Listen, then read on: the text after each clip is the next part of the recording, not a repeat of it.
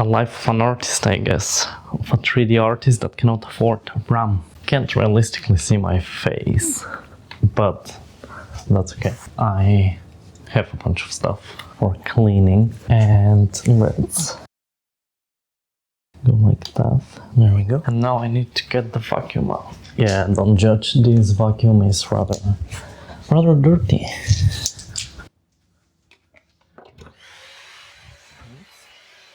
I've been making this scarlet colored portal diorama for a while now. I think soon I'll probably be done with it, but even though the previous video that I uploaded was exactly on the topic of how I was making this, what you see on the screen right now, make sure to head back to the previous video and watch the devlog of the progress so far.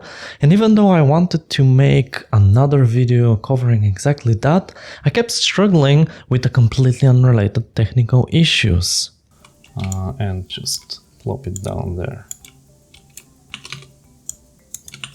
Not sure why an empty level would have 10 FPS, but whatever. Probably needs a restart of the engine. Those were the fact that my current CPU is rather slow, and I get CPU bound not only while I play video games, but also while I work in Unreal Engine 5. A few MS back, not much though. So what is killing my performance? Not that I've done horrible stuff in the scene, I mean, mind you, I've done a bit of horrible things performance-wise in here as well. It's bearable. Okay, so let's begin here actually. As such, I thought I will document in a quick video me changing my current CPU to a brand new one. But to do that, I also needed to change my motherboard, and it kind of scaled up in this giant project. These days, we live in such a social media age that every little needless piece of our lives gets documented. It's a bit ironic, but I thought I'll do exactly that. And let me change the camera lenses, because this is way too zoomed. I'll be back in a moment. Is this any better? Yes, I think it is. Let's take a look. If you think you would enjoy it, we're not gonna go over any art, but sit here and watch me collect some dust. The dust, to be fair, is the main reason why I thought I'll record this. I wanted to do it just for myself, because I thought it would be incredibly satisfying to just watch me collect a bunch of dust and then put it on a time lapse and see all the different little particulates and sparks and small clusters of dust flying in the air.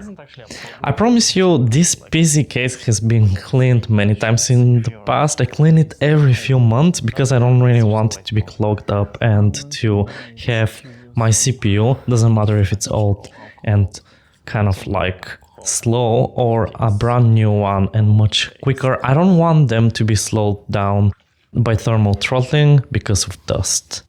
Yet you live in a household probably just like mine, so we all know how dust gathers all the time really quickly. Please don't judge for all of the dust you're about to see. So anyway, just final notice. If you landed on this video hoping to see some progress on art and me explaining how I've done said art, this video is not for you. Head back to some of my previous ones on this channel and you'll see exactly that. Tons of art. If you want to see some ASMR related to a vacuum running and dust being collected, then please stay a while and enjoy.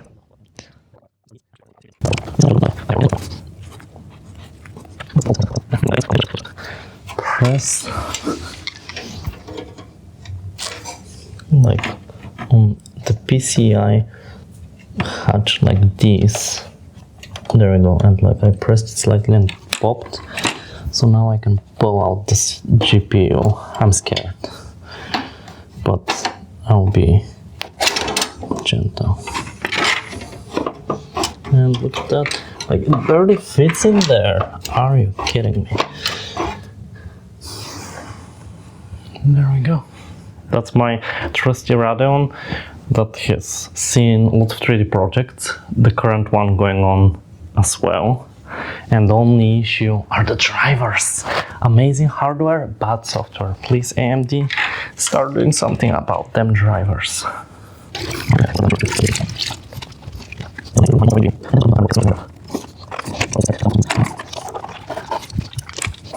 Saying my baby, I want you to take a look. Okay, and so that's me.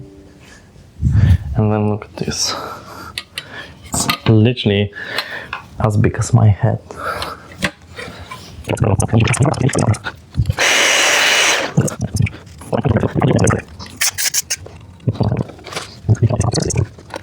Yeah, these are so expensive these days, even though it's DDR4, because of all the RAM issues, that I think I'm gonna make a necklace out of this and wear them literally like in Horizon Zero Dawn. Of course I won't do that. I will make sure they're put to good use. And hopefully the prices go down soon, so we can go back to playing games and making art without some AI BSery going on. For the tech enthusiasts out there, let's go over very quickly what pieces we're seeing on the screen right now. The changes I'm doing are I'm changing my motherboard, then the CPU in it, and the RAM that goes with it. I'm changing from an ASRock B450M Pro 4 as a motherboard to a brand new Gigabyte X870 Eagle. My old CPU was AMD Ryzen 5 2600, and that is getting changed to Ryzen 7 9800X3D. My GPU remains the same as before. It's my trusty AMD Radeon RX 7900 XTX. That GPU is the one that I bought a few years ago, and so far it's been bound and bottlenecked by my incredibly outdated Ryzen 5 CPU. But no more, we're changing that right now. I have 32 gigabytes of DDR4, but I cannot really use this anymore because the new pieces require DDR5. But I'm in an immense luck because a few years ago, 3 or so, I bought 32 gigabytes on 2 sticks of DDR5 RAM, and now I'll be using that.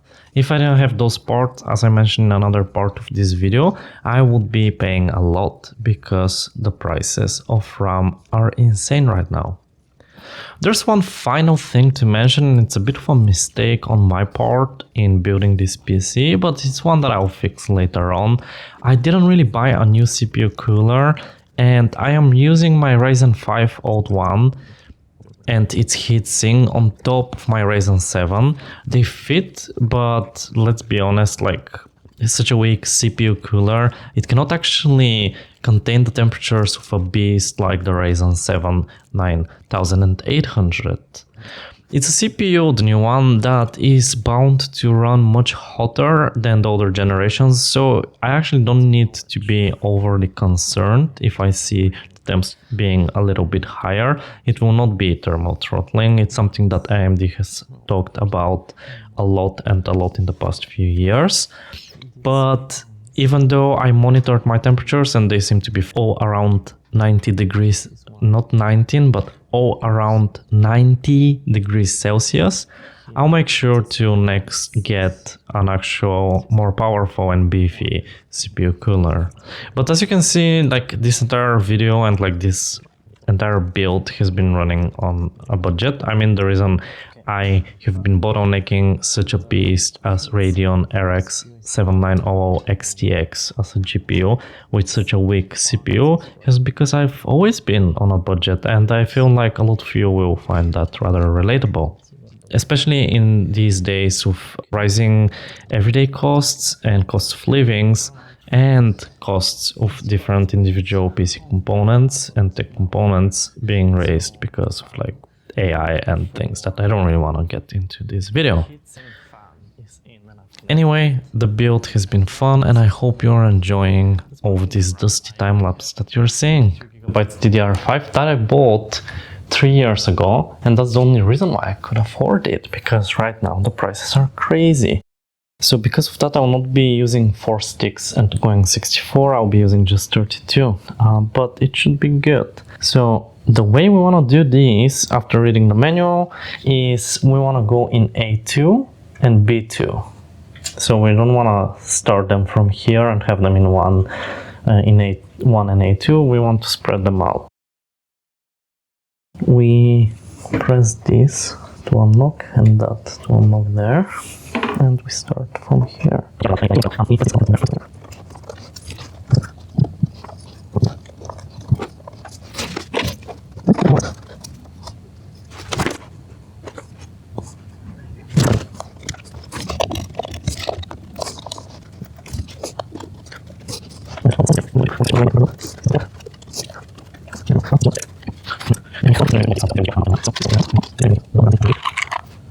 That's everything. I'm going to place this at the back side, and I'm going to connect the LED lights and the button to start the PC, and those will be all of the pieces. I'm going to stop the recording now because it's rather pointless to record more.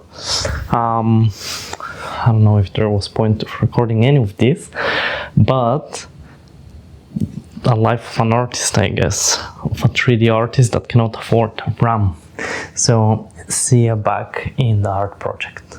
And that's rather disgusting. Also, you can see that amateur me, last time I put paste, thermal paste, I spread way too much, and look,